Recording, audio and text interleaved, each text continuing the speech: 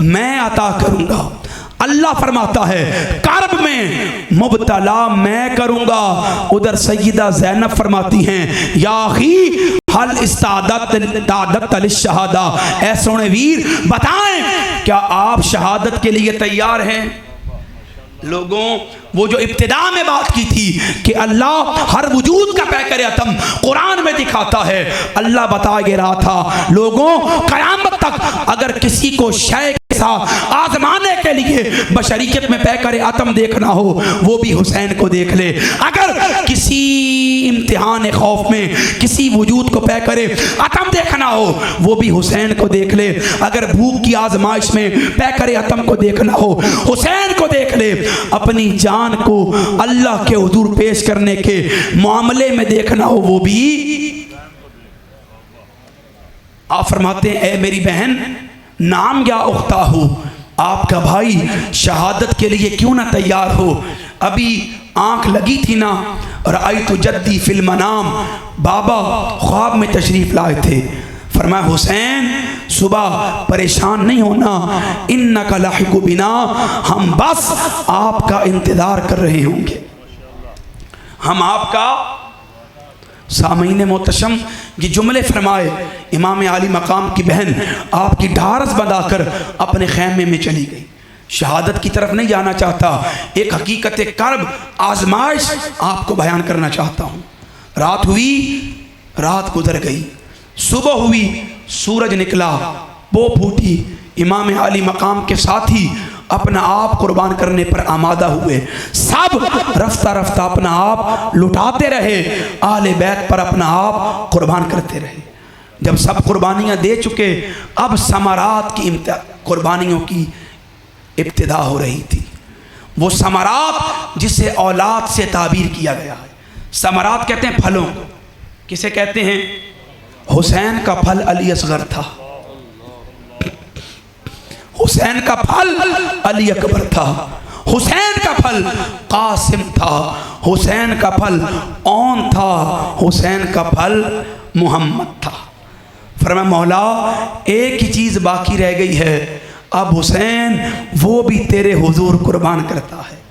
لوگوں جب سب حسین نے راہ رب پر قربان کر دیے، پھر آپ عصر کے وقت اپنی سواری سے نیچے آئے، سر اللہ کے حضور جھکایا، سر جھکا دینے کے بعد اپنا آپ بھی ماوِ خدا پیش کر دیا۔ فرمایا مولا تیرا امر یہ تھا، تیرا حکم یہ تھا کہ اگر تم میرے حضور کامیاب ہونا چاہتے ہو، خوشخبری پانا چاہتے ہو، کامرانی سے ہم کنار ہونا چاہتے ہو تو تمہیں یہ درجہ قربانی، یہ درجہ آزمائش، یہ امتحانات کی سب سے گزرنا ہوگا۔ مولا دیکھ جو جو تیرے امتحانات تھے حسین سب قربان کر چکا، اب تو حسین کے دامن میں کچھ بھی باقی نہیں رہا، حسین اپنا اکبر بھی تیرے حضور پیش کر چکا، حسین اپنا اصغر بھی قربان کر چکا، حسین اپنا عباس بھی تیری بارگاہ میں دے چکا، حسین اونو محمد کو بھی بے گور و کفن چھوڑ آیا، حسین اصغر کے حلق سے تیر بھی نکال آیا، حسین قاسم کا بدن ٹکڑوں میں اٹھایا۔ مولا اب تو حسین کے دامن میں کچھ بھی باقی نہیں ہے، اب صرف حسین کی ذات باقی ہے، لے تیرے امر قربانی پر حسین اپنا آپ بھی تیرے حضور قربان کرتا ہے۔ امام علی مقام نے اپنا آپ بھی اللہ کے حضور۔ سامعین محتشم سوال یہ پیدا ہوتا ہے، اہل بیت اطہار نے، رسول خدا کی اولاد نے اپنا آپ قربان کر دیا اللہ کی رضا کے لیے، قربانی کے معیارات کو پورا کرنے کے لیے اور دنیا کے دارالامتحان ہونے کے اعلان کے لیے اپنا آپ تو قربان کر دیا، لیکن ہم ان کی قربانیوں سے کیا نتیجہ لے سکے، کیا سیکھ سکے، یہ ایک بنیادی سوال ہے۔ دیکھیں قربانیاں صرف یہاں امام عالی مقام کی شہادت تک محدود نہیں تھی، آپ امام بلازری کی انصاب اور امام خوارزمی کی مقتل پڑھیں، آپ کو معلوم ہوگا جب امام حسین کو شہید کر دیا گیا پھر کیا تھا، فجلس علی صدرہ، شمر آپ کے سینے پر بیٹھا، اس نے آپ کو ذبح کیا اور ذبح کر کے سر تن سے نیزے پر سجا دیا، پھر خیموں کو جلوا دیا، پھر خیموں سے وہ بیویاں باہر آئیں کہ جن کے حیا میں سورج اور چاند بھی چھپ جاتا تھا۔ جب وہ خواتین خیموں سے باہر آئی پھر منظر کیا تھا؟ امام خوارزمی فرماتے ہیں سیدہ زینب نے اہل بیت کے لاشیں ٹٹولنا شروع کی۔ آج امت میں یہ بھی بہت بڑا المیہ ہے، وہ یہ خیال کرتی ہے کہ کربلا میلاد کی طرز پر پڑھا جائے، کربلا میلاد نامے کی طرح سنایا جائے۔ لوگوں، کربلا میلاد کی طرح سنایا نہیں جا سکتا۔ کیوں؟ ہم میں سے بعض لوگ یہ خیال کرتے ہیں کہ صرف وضو میں 3 مرتبہ کلی کرنا سنت ہے، 3 مرتبہ ناک میں پانی ڈالنا سنت ہے، چہرے پر 3 مرتبہ پانی بہانا سنت ہے، 3 مرتبہ اعضائے بدنی کو دھونا یہ سنت ہے۔ لوگوں، صرف وضو میں 3 مرتبہ اعضائے بدنی کو دھونا سنت نہیں ہے، حسین کے غم میں رونا بھی سنت ہے، آنکھ سے آنسو بہانا بھی۔ اور یہ ذہن میں رکھیے گا، آقا کریم نے فرمایا نا فمن راغب عن سنتی فلیس منی، جس نے میری سنت سے اعراض کیا وہ ہم میں سے نہیں، جس نے سنت کو اختیار کیا وہ ہم میں سے، وہ منی کے معنی میں شامل ہے۔ کیوں کہ اس نے حضور کی سنت کو اختیار کیا۔ لوگوں، حسین بھی منی ہے، سنت پر عمل کرنے والا بھی منی ہے۔ اس کا مطلب یہ ہے جس کی آنکھ میں غم حسین کا ایک آنسو آ جائے وہ حسین کی نسبت سے منی کے ظاہری معنی میں شامل ہو جاتا ہے، ظاہری معنی میں شامل ہو جاتا ہے۔ اب سنیے گا سامعین محتشم، جب خیموں کو جلایا گیا سیدہ زینب آپ خیمے سے باہر آئیں۔ میں نہیں بیان کرتا کہ آپ کے ہاتھ بندھے ہوئے تھے، نہیں بیان کرتا ظلم عام تھا، نہیں بیان کرتا ستم طویل تھا، نہیں بیان کرتا پیروں کی حالت کیا تھی، نہیں بیان کرتا ہونٹ کیسے تھے، بس آپ خیموں سے باہر آئیں۔ جب خیمے سے باہر آئیں پھر کیا تھا؟ آپ نے اہل بیت کے لاشیں ٹٹولنا شروع کیے۔ کہیں آپ کو اصغر نظر آیا، کہیں آپ کو اکبر نظر آیا، کہیں آپ کو عباس نظر آیا، کہیں آپ کو اون و محمد نظر آئے، کہیں آپ کو قاسم نظر آیا۔ آپ ضبط کے ساتھ آگے بڑھتی رہیں، ایک لاشے کے قریب ہوئیں۔ امام خوارزمی فرماتے ہیں جب اس بدن کے قریب بیٹھی نا 32 تیروں کے نشان تھے، لاتعداد خنجروں کے وار تھے، کئی نیزے جسم کے آر پار تھے، سر بھی تن سے جدا کر دیا گیا تھا، گھوڑے دوڑا کر جسم کی پسلیوں کو آپس میں ملا دیا گیا تھا۔ جب آپ اس لاشے کے قریب ہوئی نا تو آپ کی زبان سے جملہ نکلا انت حسین، کیا آپ میرے بھائی حسین ہیں؟ انت ابن ام فاطمہ تا، کیا آپ میری ماں فاطمہ کے بیٹے ہیں؟ آپ کی چیخ نکلی یا ہلالا ما تما و یا صدرا قد امیل بالسیف، اے وہ چاند جس سے پورا ہونے سے پہلے کاٹ دیا گیا، اے وہ سینہ جس سے ٹکڑوں میں تقسیم کر دیا گیا۔ آپ اٹھی، چہرہ مدینے کی طرف کیا، پکار کر کہنے لگی یا محمدہ یا محمدہ یا محمدہ۔ میرا ذوق تخیل کہتا ہے آپ نے کربلا کے ریگزار میں گرد سے اٹی داڑھی رسول اللہ کی دیکھی ہوگی، جسم پر گرد کے آثار رسول اللہ کے دیکھے ہوں گے، چہرہ اپنے بابا کا دیکھا ہوگا، اپنے بابا کو دیکھ کر بابا کی بارگاہ میں التجا کی ہوگی، بابا محمد دیکھیے نا، نانا محمد دیکھیے نا، سونے محمد دیکھیے نا، حاذا حسین بالارائی مجزوع بالدمائی مقتول آدائی۔ بابا یہ آپ کا حسین ہے جسے گود میں جھولا جھلایا کرتے تھے، یہ آپ کا حسین ہے جسے اپنے کندھے پہ بٹھایا کرتے تھے، یہ آپ کا حسین ہے جسے اپنی گود میں بٹھا کر زبان چسایا کرتے تھے، یہ آپ کا حسین ہے جس کے لبوں سے لب ملایا کرتے تھے، یہ آپ کا حسین ہے جسے حالت سجدہ میں اپنی پشت پہ بٹھایا کرتے تھے، یہ آپ کا حسین ہے جس کے استقبال میں مدینہ کی گلیوں میں جایا کرتے تھے، یہ آپ کا حسین ہے جس کے بدن پہ دھوپ بھی برداشت نہیں کرتے تھے، یہ آپ کا حسین ہے جس کے انتظار میں واری واری جاتے تھے۔ آقا یہ آپ کا حسین ہے جس کو اپنا مشابہ کہتے تھے۔ دیکھیے نا امت نے کیا کیا، جسم ٹکڑوں میں تقسیم کر دیا، بدن کو لہو لہان کر دیا۔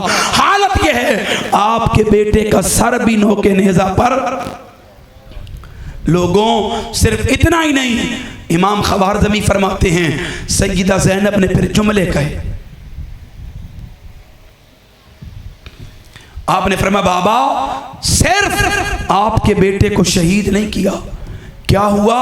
فجلس علی صدری، بابا جسے اپنی پشت پہ بٹھاتے تھے نا وہ اس حسین کی پشت پہ بیٹھ گیا. جسے اپنی پشت پہ بٹھاتے تھے وہ اس حسین کی پشت پہ بیٹھ گیا. نعرہ تکبیر، نعرہ تکبیر، نعرہ رسالت، نعرہ رسالت، نعرہ حیدری، نعرہ حیدری. حاضرین محترم، آج کی سالانہ سلام یا حسین کانفرنس میں مخدوم جعفر حسین قریشی صاحب تشریف لائے. ہم انہیں خوش آمدید کہتے ہیں. شہادت میرا موضوع نہیں ہے، میں نے صرف ایک جہت بیان کرنی تھی جس پر بات کو ختم کرنا ہے. سیدہ زینب نے ایک جملہ کہا، بابا جسے اپنی پشت پر بٹھاتے تھے نا وہ اس کی پشت پر بیٹھا. فجلس علی صدری، پھر فنہرہ، اس نے آپ کے بیٹے کو نہر کیا. ثم ذبحہ، پھر اس نے آپ کے بیٹے کو ذبح کیا. نہر یہ اور طریقہ ہے، ذبح یہ اور طریقہ ہے. آپ میں کسی نے اونٹ کو نہر ہوتے دیکھا ہے؟ ہاتھ کھڑا کریں ذرا. اونٹ کو نہر کیسے کرتے ہیں؟ اس کی ایک ٹانگ باندھ کر دور سے لبہ پہ نیزہ مارتے ہیں. لبہ کہتے ہیں گردن اور سینے کے جوڑ کو. یہاں کیا مارتے ہیں؟ پہلے انہوں نے بہت نیزے مارے، جب حسین نیزوں سے بھی ان کے قابو نہ آئے پھر حسین کو سواری سے نیچے لائے. جب سواری سے نیچے آئے پھر وہ آپ کی پشت پر بیٹھا، پھر اس نے آپ کو نہر کیا. جب اونٹ نیزے سے نہ گرے پھر وہ قریب آ کر اس کے لبہ پہ خنجر مارتے ہیں. پھر خنجر مار کر پہلے خنجر کو اوپر لے کے جاتے ہیں تاکہ اوپر کا خون روانی سے باہر آئے، پھر نیچے لاتے ہیں تاکہ نیچے کا خون روانی سے باہر آئے. لوگوں پھر اس نے خنجر مارا، پہلے اوپر کیا پھر نیچے کیا. جب اس پر بھی اکتفا نہیں ہوا، سیدہ زینب عرض کرتی ہیں بابا ثم ذبحہ، پھر اس نے بال پکڑے اور آپ کے بیٹے کو پشت کی طرف سے ذبح کیا. اتنا ذبح کیا کہ آپ کے بیٹے کا سر ہی دھڑ سے. سامعین محتشم، یہ ظلم، یہ ستم، یہ اذیت، یہ کرب، یہ صعوبت اہل بیت نے برداشت کی. کیوں؟ اللہ نے یہ آزمائش ان کے مقدر کر دی تھی کہ لوگوں اگر قیامت تک ان آزمائشوں کا، ان ابتلاؤں کا، ان پیکر مصائب کا کوئی پیکر اتم اور لباس کامل دیکھنا چاہتے ہو تو کربلا میں حسین کو دیکھ لینا کہ کس طرح حسین اپنی ذات میں یہ ساری مشکلات جمع کرتے ہوئے پھر بھی پریشان نہیں ہوتا، سر جھکا کر کہتا ہے مولا اگر تو راضی ہے حسین تیری رضا پر سب لٹا کے اپنا آپ بھی تیرے حضور قربان کرتا، اپنا آپ لٹا کر بھی تیری رضا کے لیے خود کو قربان کرتا. سامعین محتشم، سمجھنے والی بات یہ ہے امام عالی مقام کی قربانی وہ محض اپنی ذات کے لیے معاذ اللہ، وہ دین کی بقا، احیاء روایات دین اور اقدار دین کی بحالی کے لیے تھی. یہ جز آج کے فرد کو، مومن کو، ہر کلمہ گو مسلمان کو سمجھنا بڑا ضروری ہے کہ جس نے اتنی قربانیاں دی وہ قربانیاں معمول بھی دین کے لیے نہیں تھی. وہ ساری قربانیاں کہ جن پر حسین پیکر آزمائش بنے وہ آزمائش پر دی جانے والی قربانی معیاری دین کے لیے تھی. کس کے لیے تھی؟ یہ لفظ بول دیں بات ختم ہے. معمول بھی دین کے لیے نہیں تھی. وہ کس کے لیے تھی؟ معیاری دین کے لیے تھی. معمول بھی دین کا مطلب ہے نماز، روزہ، عبادت، حج، زکوٰۃ. یزید کا مسئلہ نماز تھا ہی، زکوٰۃ تھا ہی، حج تھا ہی، روزہ تھا ہی. اس کا اصل مسئلہ تھا وہ نظام جو نماز سے قائم ہوتا ہے، وہ نظام جس کو زکوٰۃ منظم کرتی ہے، وہ نظام جس کو حج قائم کرتا ہے، وہ نظام جو شریعت جس کا ہمیں پابند کرتا ہے۔ تو ہمارے لیے سمجھنے کی بات یہ ہے کہ امام علی مقام معمول بھی دین کے لیے نہیں نکلے تھے، معیاری دین کے لیے نکلے تھے، اور ہر دور پر معیاری دین پہ حملہ ہوتا رہا، ہر دور میں معیاری دین کو کمزور کیا جاتا رہا، ہر دور میں معیاری دین کو کھوکھلا کرنے کی کوشش کی جاتی رہی کہ ٹھیک ہے نمازیں پڑھتے رہو، ٹھیک ہے روزے رکھتے رہو، ٹھیک ہے زکوٰۃ دیتے رہو، لیکن باطل کو برا نہیں کہنا، طاغوت کے خلاف کھڑے نہیں ہونا، ٹھیک ہے نظام کفر کو بھرا بلا، تم نے صرف ایک کام کرنا ہے، نمازیں پڑھتے رہنا ہے، روزے رکھتے رہنا ہے۔ حسین یہی بتا رہے تھے کہ سب معمول بھی دین کے لیے کعبہ آ رہے تھے، حسین معیاری دین کے لیے کربلا جا رہے تھے۔ حسین کی قربانی وہ اتنی سادہ نہیں ہے، حسین کی قربانی اتنی عاجز نہیں ہے، حسین کی قربانی اتنی غریب نہیں ہے، حسین معیاری دین کے لیے لوٹا رہے ہیں اپنا سب کچھ۔ کیوں؟ حسین وہ نظام قائم کرنا چاہتے تھے کہ قیامت تک دنیا کو پتہ چل جائے اگر یزید اپنی طاقت کے ساتھ، آب و تاب کے ساتھ، قوت کے ساتھ بار بار آتا رہے، حسینی معیار والا معیاری دین کے لیے بار بار اپنا آپ۔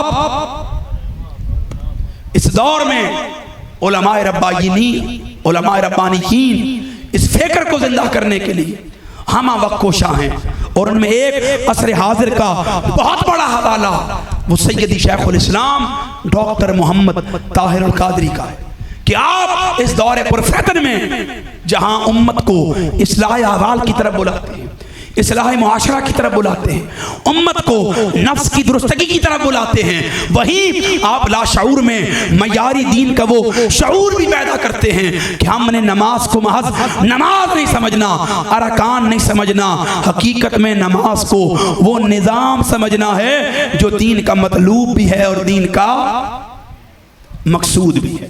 تو سامعین محتشمائیں، اسی پر اپنی بات کو ختم کرتا ہوں، گفتگو کو اختتام پذیر کرتا ہوں کہ میرے بعد آپ نے دور سے سفر کر آنے والے ایک مہمان خطیب کو سننا ہے، عالم نبیل کو سننا ہے، فاضل جلیل کو سننا ہے، لیکن بس اس سے قبل ایک آخری بات آپ کے گوش گزار کر رہا ہوں۔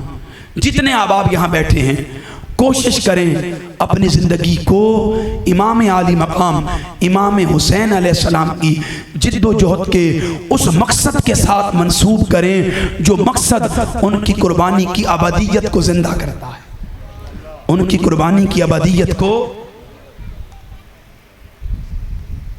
فکر پر جو بات تھی میں نے کر دی، ذکر پر جو بات ہے حضرت العلام کریں گے۔ اللہ ہمیں اہل بیت کی محبت، اصحاب کا ادب، رسول اللہ کی نسبتوں کا حیا کرنے کی توفیق عطا فرمائے۔ میں اپنی ماؤں کا، بہنوں کا، بیٹیوں کا صدق کے دل سے شکریہ ادا کرتا ہوں۔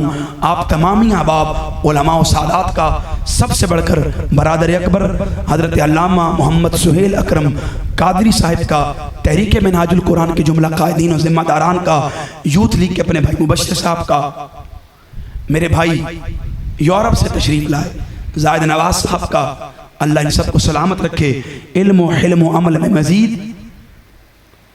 وآخر دعوایا ان الحمدللہ۔